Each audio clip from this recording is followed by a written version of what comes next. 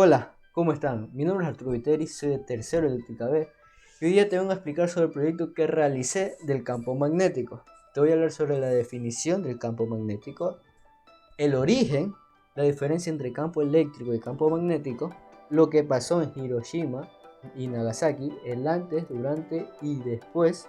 Sin más que decir, que comience el video. La teoría del dínamo sostiene que el campo magnético terrestre es generado principalmente por corrientes eléctricas debido al movimiento de iones de los metales fundidos en el interior de la Tierra, en concreto en una región conocida como núcleo externo. La Tierra se comporta como un imán gigantesco con sus respectivos polos magnéticos. El campo magnético terrestre varía en dirección e intensidad muy lentamente con los años. Como consecuencia de esto, los polos magnéticos van cambiando de posición. La radiación solar influye en el campo magnético terrestre, provocando la variación diurna y las tormentas magnéticas.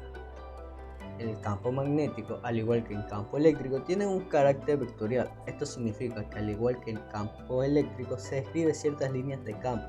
Ya por donde este pasa en el campo magnético pasará lo mismo. Solo que en vez de ser un campo que nace en cargas positivas y muere en cargas negativas, es un campo que nace del polo norte del imán y muere en su polo sur.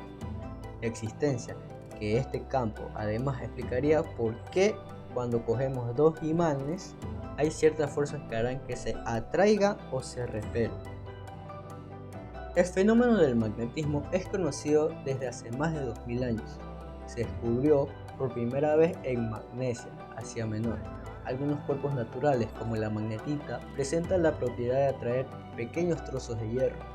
Tales cuerpos, que se les da el nombre de imanes naturales, y la propiedad que tienen reciben el nombre de magnetismo. Además de los imanes naturales, existen otras sustancias como el hierro, el cobalto y el níquel que pueden adquirir magnetismo de una manera artificial. A estos cuerpos se les da el nombre de imanes artificiales. El origen del magnetismo empezó a ser bien conocido en el transcurso de los siglos XVIII y XIX.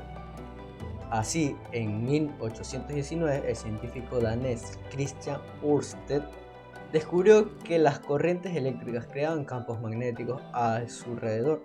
Su experiencia consistió en observar que al acercar una aguja imantada a una corriente eléctrica, aquella dejaba de orientarse hacia el polo norte por situarse perpendicularmente a la corriente. A partir de aquí se dedujo que las corrientes eléctricas producen el mismo efecto de los imanes. 12 años más tarde, Michael Faraday observó el efecto recíproco, aproximando o alejando un imán a un conductor. En este se origina una corriente eléctrica. Ambas experiencias tienen el mismo fundamento.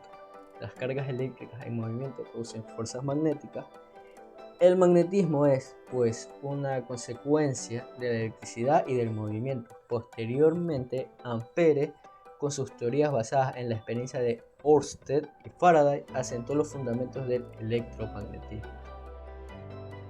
El campo eléctrico es un campo que describe la interacción entre cuerpos y sistemas con propiedades eléctricas. Se describe como un campo vectorial en el cual una carga eléctrica puntual de valor que sufre los efectos de una fuerza eléctrica. El campo magnético describe la influencia magnética de las corrientes eléctricas y de los materiales magnéticos. Es un campo vectorial que se mide en Tesla. Los campos magnéticos son producidos por cualquier carga eléctrica en movimiento. Las fuerzas que generan son distintas. La fuerza eléctrica tiene la dirección del campo, en cambio, la fuerza magnética es perpendicular a la dirección del campo. ¿Sabías que una cualidad importante de la electricidad en la presencia de un cuerpo es la formación del campo magnético? Esto causa la corriente eléctrica mediante un fenómeno de magnetismo. En conclusión, la electricidad y el magnetismo son de gran importancia, nos brindan un lugar más cómodo y sencillo, usando distintos materiales. Por ejemplo, el imán en sus diferentes combinaciones es atracción o repulsión. El 6 y 9 de agosto de 1945, Estados Unidos lanzó sobre Hiroshima y Nagasaki las dos únicas bombas nucleares que se hayan utilizado en una guerra. Juntas, fueron los ataques más letales que jamás hayan ocurrido, en lo que se estima que murieron alrededor de 200.000 personas. En una fracción de segundo tras la explosión de una bomba atómica, se liberan rayos gamma, neutrones y rayos X que salen disparados a una distancia de 3 kilómetros. Estas partículas invisibles borbandean todo lo que encuentran a su paso, incluyendo los cuerpos humanos, y destruyen sus células. En la bomba de Hiroshima, por ejemplo, resultaron letales para 92% de las personas que estaban en un radio de 600 metros del punto cero. Los sobrevivientes de las explosiones, conocidos como Hibakusha, sufrieron las devastadoras consecuencias del intenso calor y de la radiación. De manera inmediata sufrieron quemaduras que les arrancaron la piel y los tejidos. La exposición del material radioactivo les causó náuseas, vómitos, sangrado y caída del pelo. En los 5 años posteriores, los ataques entre los habitantes de Hiroshima y Nagasaki aumentaron drásticamente los casos de leucemia. 10 años después de los bombardeos, muchos sobrevivientes desarrollaron cáncer de tiroides, de seno, de pulmón a una tasa superior a la normal. Hoy Hiroshima y Nagasaki son importantes ciudades industriales y comerciales.